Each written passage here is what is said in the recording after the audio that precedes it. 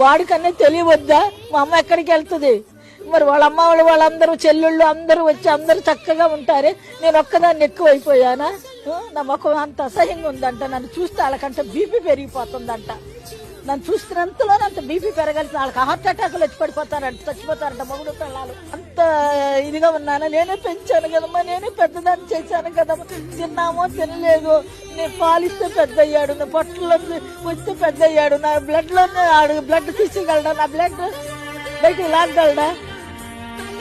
చెప్పండి మీరేను. నాకు కూతురు ఉంది, చచ్చిపోయిందమ్మా. మాది -2 విజయవాడ, చచ్చిపోయింది. అది ఉంటే నాకు అసలు ఈ తిప్పలు ఉండేవి కాదు, నేను అక్కడికే వెళ్ళిపోయేదాన్ని. దీనికి ఒక చట్టం తీసుకురావాలమ్మా. ఏ కొడుకు కూడా ఇలాంటివి చెయ్యకూడదు. ప్రతి ఒక్క కొడుక్కి చెప్తున్నాను. దీని వెనకాల వాళ్ళ భార్యలు వాళ్ళ అమ్మలే ఉన్నారు.